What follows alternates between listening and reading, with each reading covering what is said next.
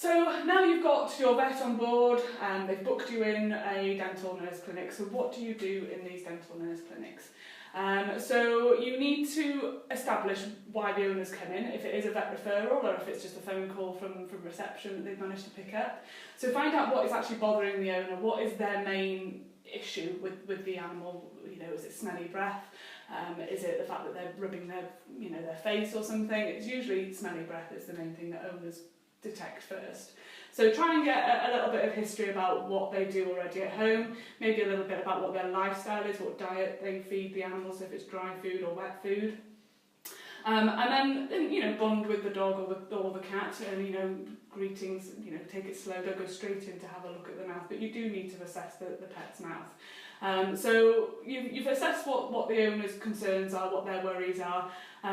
So next is actually having a look in the pet's mouth. So have them up on a surface. So ideally, obviously, big dogs are not easy to pick up on a table, but if you can get them on a higher surface on a table, they will often behave a lot better. So get them up on the table, greet them, say hello, offer them your hand, greet them nicely, and then just stroke their head. So ask the owners as well, can you lift the lip of your pet at home? What are they like? Are they tolerable? Do they bite? So establish if the pet is going to bite your finger before you've gone near it as well. So caution animals probably should be best taken with huge caution. So get your pet just used to you stroking them, and then just gently go towards their lip and have a little lift of the lip. Try and assess what you can.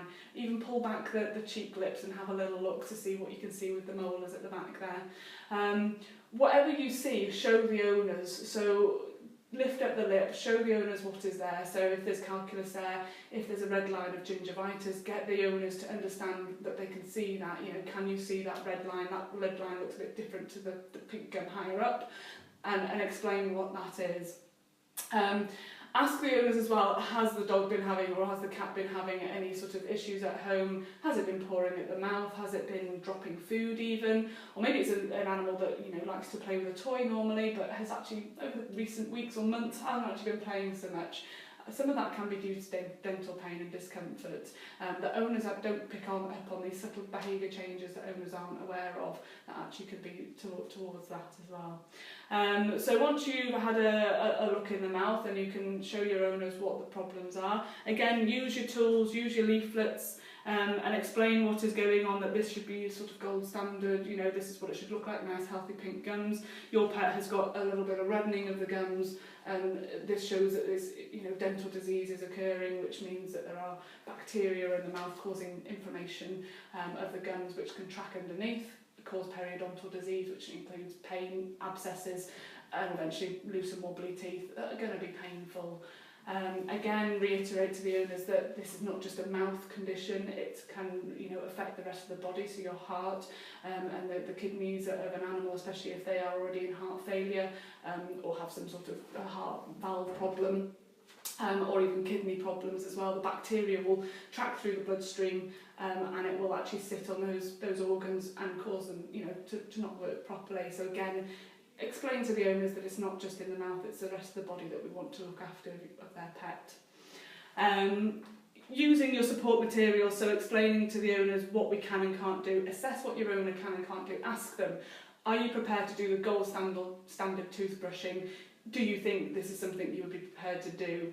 And it's not a quick thing, it's a training thing for both the owner and the pet as well. So again, explaining to the owners, we don't expect you to come back in next week and be there with a toothbrush with your pet. It can take a couple of weeks to be actually to get the owner and the pet to understand that, oh right, okay, I'm having my toothbrush now, and establish a routine as well at home. So using your support materials, find leaflets that work well for you in your practice, that have got good dental care. Even create your own if you want to create your own how to brush your pet's teeth. That always works well, but again, if you haven't got time or whatever, use a leaflet that you're happy using as well. So make sure you read it and you understand what the leaflet is saying, and if there's anything in there that you don't like, don't use it. Only use what you're wanting to get across. Sometimes it's good as well just to give the client a little handout as well to say what we've assessed, what we've looked at in the mouth. It gives something the client to go home with as well, to have a think about and go, well actually yes, this is, I can see this pet now, it doesn't, my dog doesn't want to play with ball anymore. it must be to do with his teeth, you know, and I'll take on board what the vet nurse has said and book him for an appointment. So ideally as well, it's quite nice to give the client something to take home with. So use your leaflets, use your paraphernalia and things. You can also use models. We have a couple of different ranges here.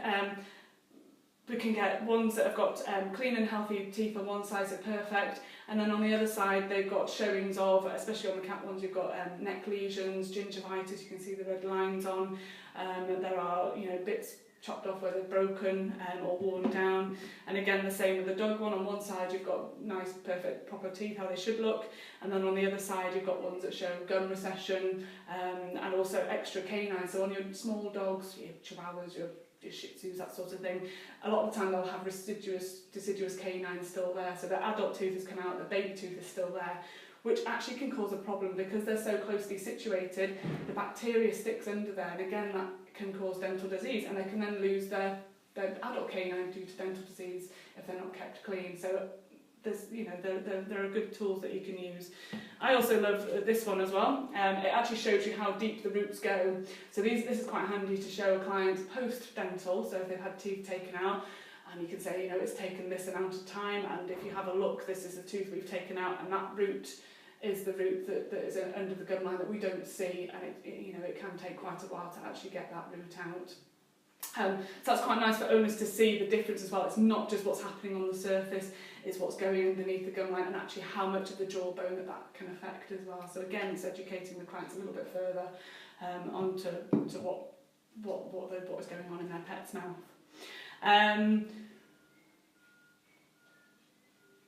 Get your owners to demo on what they can do with their pet. So you've explained that, okay, ideally we'd like to do dental brushing. Do you think they could do this? If they say yes, I'll give it a go, that's brilliant. You've got the owner on board. You want dental home care to carry on at home. If a pet is having a dental done, so a scale and polish and extraction, you want that owner to be able to brush its teeth afterwards, to keep up the good work and to keep up a clean slate. So get your owners to show you what they can do, get them lifting the lip of the pet, and if they're able to touch the tooth, you know, go through the process of the stages of toothbrushing and training, and assess what your owners can do, and give them hints and tips on how to hold the head, how to hold the lip, and that sort of thing, and you know, do it yourself and show them what you do, and you know, to get it across to the owner, and make the owner happy and comfortable that they can do it. They can do it here in the practice. They can then actually go away and do it at home and try and do the training at home. Once you've got the owner on board that they want to start toothbrushing, and then you can book in for a dental. In the meantime, between, you know, the nurse's appointment and the dental, they can still continue training that dog to having its mouth handled and its lip lifted and everything like that. Obviously, if it has got a painful mouth, you probably don't want to go in there with a toothbrush just yet anyway until after the dental. But they can be starting the training in between time. Once you've got them doing that, follow up with phone calls, you know, give them a call a few days later, find out how they're getting on. You know, it might remind them, oh, I didn't do it yesterday, actually I need to do it today. So it sometimes will trigger them to go, oh yes, I need to get into a routine, and discuss with them how to do routines, and you know, when to do toothbrushing, and rewarding the pet afterwards. So sometimes it'll work, you know, before your pet's having its dinner, so put the toothbrush next to its food. You go, oh yeah, feeding time, put the food in the bowl, go, hold on a minute, we need to do your toothbrush, brush your teeth, give it a treat afterwards, which is its dinner. So there are different routines, obviously work for different people, and 9 times out of 10 the failure is forgetting, it's not getting into a routine from a human point of view as well. And yeah, follow up with that client, so make sure they're happy. If they've got any problems, if they've got any complications, well actually, you know, my dog is running away every time I go near it now, you know, kind of re-establish a training of getting it to sit, getting it to stay, and going through the training of toothbrushing, which I'll go through in a later video.